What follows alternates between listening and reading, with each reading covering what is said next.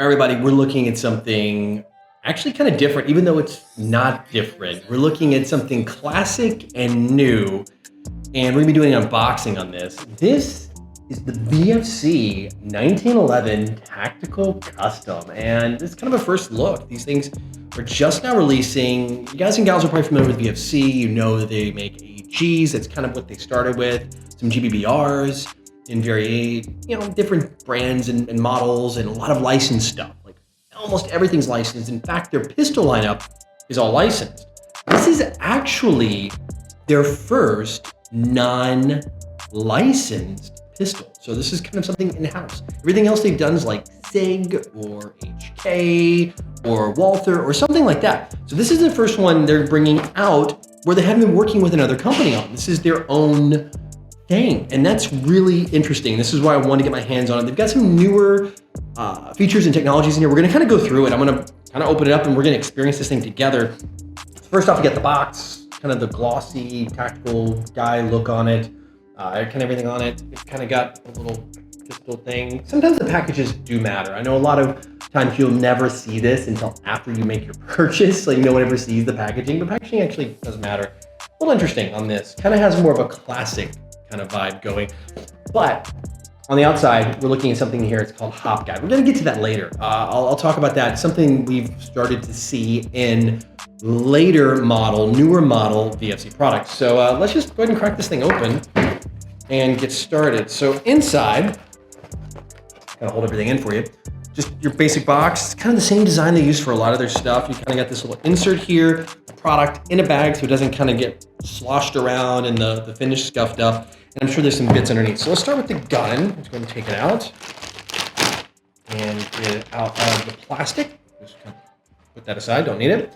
And under here, we'll kind of go through, let's set this down for a second and see what else they have. Inside you have a manual. So it's kind of like your basic operations. Let's see what it says. Yeah, normal stuff, how to load, unload, blah, blah. If you have a flashlight, that's interesting because this one doesn't have, I think it doesn't have a rail. How to do the hop-up adjustment, which is something kind of interesting. How to sight in your gun, just kind of your basic menu stuff. This looks like it's a safety precaution sheet, things like that. And how to return it or deal with issues if there's a problem. A little small Allen key and what looks like a front sight. That's interesting. Oh, it's different. Okay, I'll cover the front sight in a second. So that's it in the box. That's all you got. So we're gonna go ahead and move the box all the way off the camera. And I'll leave these two little things here kind of on the table. Just kind of put them out of the way. And we'll talk about this, the main product.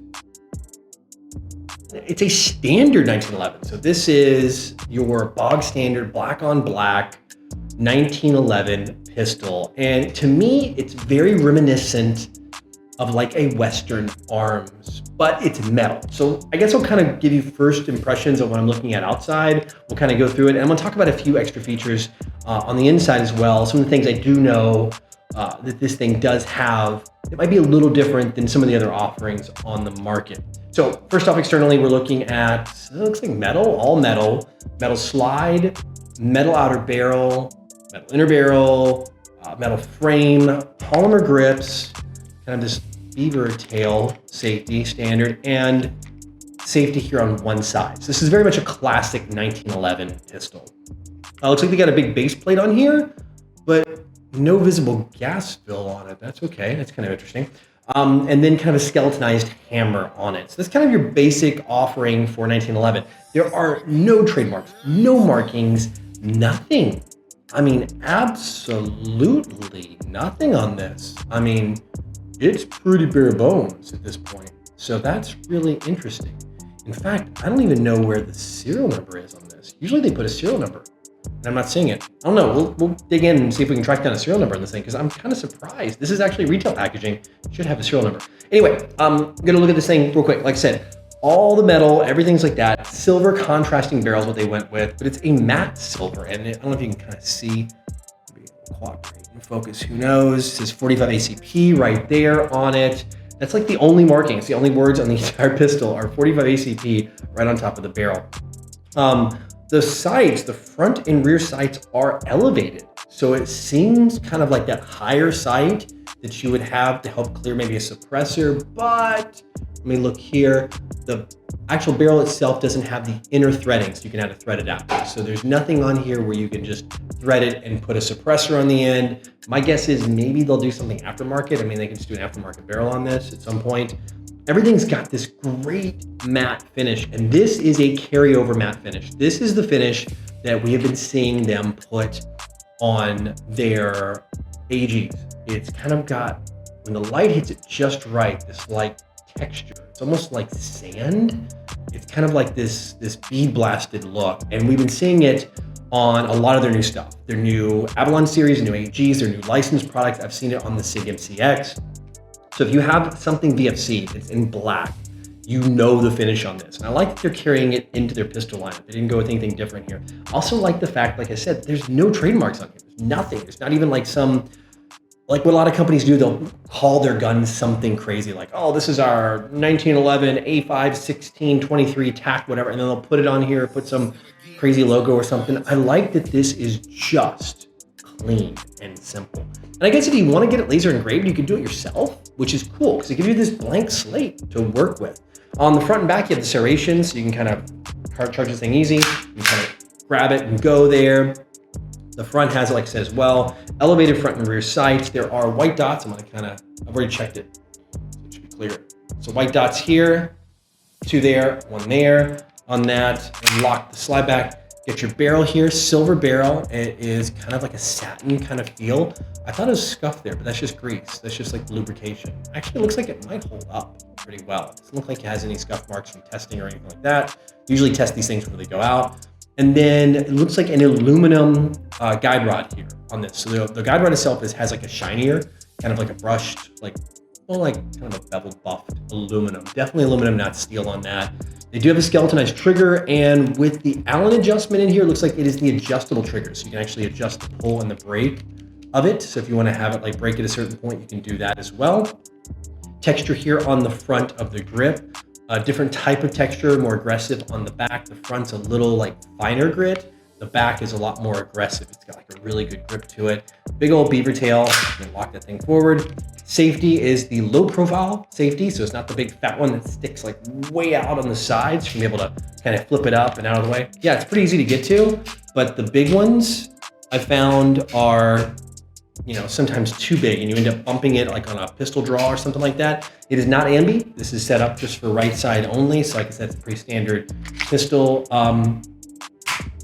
Pretty good clean break actually. Let me get the reset. That's not bad at all. That's actually really pretty good. That's, all right, I'm digging it. It's got a pretty crisp break on it, and that's something I look for. Short reset, so I think for follow-up shots, this is gonna be kind of like a pistol. The front and rear sights are set in like a dovetail groove, so you might, and with the Allen key to set this back one, you might be able to adjust those or change them out for something else. On the outside, I do this, we're gonna talk about the magazine in a second. On the outside, like mag release, just standard, nothing fancy. It does take real 1911 grips. So they made sure, I do know this, that they've gone with grips on this thing that are compatible with a real 1911, which is nice. So if you have some cool custom grip you see out there that'll fit on 1911, you can buy them and just put them right on here. That is pretty darn cool. I like that. I don't know how many other components inside are like Marui compatible. If you want to do some upgrades, things like that, I'm not sure. Let's go ahead and break this thing down because I want to show you something, and we dig into the internals next. It's brand new, so everything's like really nice and snug. Oh, mystery solved too. So when I take off the slide pin, right, so you have to like pull the slide back a little bit, you have to pull this pin out, there's the mystery solved. There is your serial number. They even hid it underneath the slide release. So this one is tucked away. So they made it so stealth that the serial number is actually hidden away. I love that. That's pretty awesome. So inside, looks like your standard build. I mean, it looks like your standard normal offering. It might even be Marui compatible. I don't know. I think when some of you guys and gals, I mean, like I said, this unboxing video, we can dive a little deeper into this thing and see what we can do. I do know that inside there are a few components, namely like this one and a few others in the hammer section, like I think the sear and a few other things that are steel upgraded. So they've actually moved those up from like a zinc alloy or something like that into a steel. So there is some reinforcement internally for longevity on this pistol over what a lot of the other ones are using, like a zinc alloy, like a normal style metal on that. And again, it looks like kind of like your standard build, but it's actually got a little bit of heft to it. And I think that is because there's a little extra steel inside. It does have a little more oomph to it. On the upper part, we're gonna look here, there's that guide rod I was telling you about, actually on that. But one thing you notice or don't notice here is a hop-up adjustment wheel. So what they've done is they've gone with, and you saw on the outside of the box, their guide hop, which is actually their trademark now. So it's guide hop. So how you make the adjustment is you don't have to do this. You don't have to break it down when you're dialing it in for different BB weights, or if you're on the field and you borrow your buddy's BBs, or you have a couple different weights and you put the wrong ones in here, then you don't have to like go through a whole new like readjustment, resighting, retuning, and all that. Let me get this thing together real quick. It's live, so we do everything on camera. There we go. And what's interesting is that you lock it back, right? And then you're gonna use the guide rod right here. And I'll try to, you hear that clicky clicky? The rod's a little slick, but it's adjustable, it's easy enough. Those are your turnable adjustments. And you don't need a tool, nothing like that. So you just lock this thing back, you'll make a click, you can slap it forward, you can take a shot and go, okay, maybe a little bit more hop, all right? Slide it back, turn it up one, let's go again. That's your hop adjustment. That is so easy, so freaking easy. And I love it that you don't have to take this stupid thing apart. I think I've said this a few times when I do videos about their guide hop system that they've been putting in, like some of the brand new Glocks. We've been seeing it in those. And we saw it in the M17 pistol that they made for SIG, the SIG M17. And it's cool that they took it and brought it over here to their 1911. All right, let's round this thing out before we get into a shooting test in Chrono on this, is the magazine. And this is something where they've departed from the norm as well. And I do like the fact that they've done that. The plastic up top, from where the BB loading area is, it looks like it's a pretty darn good polymer up here, because that's usually your weak point. Like if you drop it, you're gonna crack it. It looks like it's got a little bit of bounce, which is what you want actually, and it looks pretty darn well made. Metal magazine all the way down, plastic bumper on the bottom, a big fat bumper, and like I said, noticeably no fill valve because the fill valve's here in the back. Notice there's the striker valve, and then there's the fill valve, right? So this is the one where the hammer inside hits and it lets the gas out of the thing, and that's what makes the gun fire. But below it, right below it, is this stealth or hidden or whatever fill valve for your green gas. So you'll fill your green gas up here in the back. So when the magazine is in your gun, guess what? You don't see anything. It's kind of got that cool custom look. In fact, if you do like movie production, this is gonna be a great 1911, kind of like the bad guy or the anti-hero pistol. Because actually in the movies, usually the tell that I always see is like the brass colored fill valve there on the bottom. And on this one, you're not gonna see it. And plus I like it because it gives you this big fat bumper that's huge. It's like almost, it looks like a centimeter thick, a bumper to use. So if you do drop the magazine, you're gonna have a lot more protection on this magazine from actually hitting the ground and causing like maybe leaks or dents in it and causing an issue. If it hits like that side down, which hopefully it will, you should be good to go. Now on the magazine too, it holds 20 rounds. We're talking 20 round capacity, which is impressive for a 1911. And in the past, we've seen issues because with this, it's so small, right? You have a gas reservoir in here that's tiny compared to most airsoft pistols that big fat double stack magazines, right? This is a tiny, tiny little single stack magazine, and it doesn't give you a lot of room for gas capacity. That's usually the big problem. It's a big mess and you can't get enough shots. Maybe you get 11, 12, 13, 14 maybe out of it, and that's it. And then you're just bloop, it's making that bloop sound, and the BBs are just going 20 feet, hitting the ground, like 6, 7 meters, and then it's just your toast, right? So what they've done is they have a different gas system here, different gas valve, larger ones, higher efficiency. They've actually done a lot of efficiency work in here, and they've made it so you can get through an entire magazine and actually a little bit of another one even without having to fill in green gas. And that was super impressive to me, where I've seen a lot of single stack 1911s fall flat, especially when you're trying to hit good power numbers, which we're gonna see in Chrono. you're having to compromise power levels, like bring it down way below 300 to get the gas shots, to get that efficiency. Then you have the challenge of trying to cycle a big metal slide, right? And that's the other challenge. So you got to have enough gas to move the slide. You got to have enough gas to get your shots off. So there's a big compromise to make all that work, but there's no compromise here, right? And I know I think like VFC is one of their trademarks or sayings or something like that. Maybe it's HKs, but it's interesting that they've gone and been able to get you 20 shots. So you're not at a disadvantage running a single stack 1911, because this is actually a double stack mag, but also having enough shots to be competitive. And that's usually the challenge when you bring a 1911 single stack out to the field. You're going to be limited to like 13, 14 rounds, and your competition, if you're playing pistols, per magazine is going to have a higher round count. And they're going to be able to get more shots off before doing a reload, and that's usually a challenge in pistols. Mags are never cheap. They usually cost 30 US, give or take, euros, whatever, depending on where you live. They are not the cheapest thing. And there's a bonus in size here, but there's no real loss on capacity, which I like on that. So I think they've done a good job. Oh, real quick too on this, they've got the follower, just like a fingernail version. It's really small, but they do have the double channel here. So like it kind of gets fatter about like right here. I'll show you. Let me see if I can. I don't know, probably can't see it in the camera. So it goes down and you kind of gets fatter here on there. That fatter part allows you to slide this thing down, use a fingernail, and you can speed load into it this way. So you don't have to like do the top load or some adapter or crazy thing like that. So you can hold it upside down, you can speed load in, get your 20 in there, and then rock and roll. I'm not sure if it's 20 or 19 plus 1 on that. I'll let you guys know on the comment. I'll put a comment down there. I get the exact numbers on it for you. So now that we've seen everything about this, let's go take it over to the Chrono section, get you some numbers in this thing, and also get you some shooting to show this thing in action.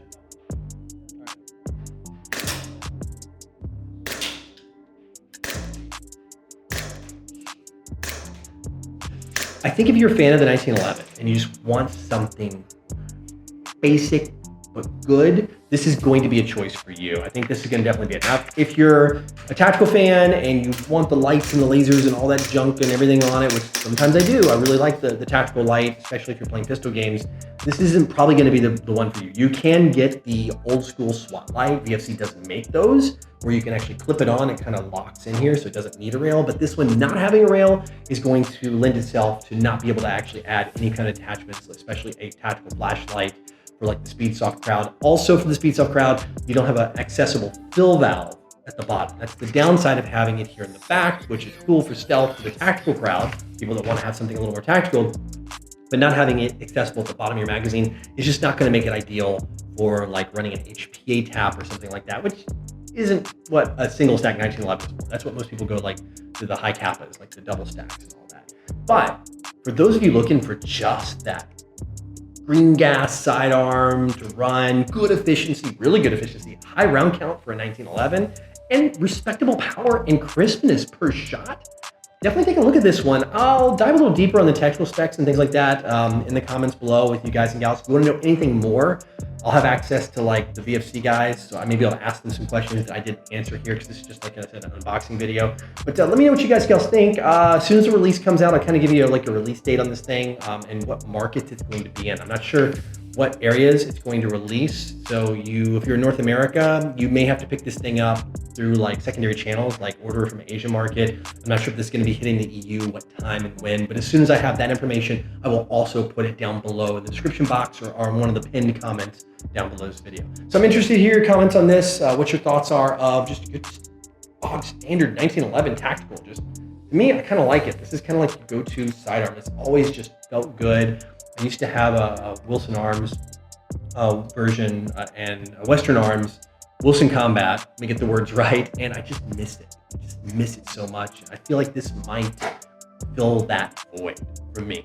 But I'm gonna get some gameplay with it. I'll get some use time and see what you think. So anyway, let me know in the comment section. I will see you guys in the next video. If you haven't hit that sub button, I'd love to have you, and hit the notification bell so you can be updated on my uploads. I upload a few times a week, so you're gonna get notified on reviews and Q&A. I help answer airsoft questions on the channel. Also got a web store if you guys wanna help support the channel.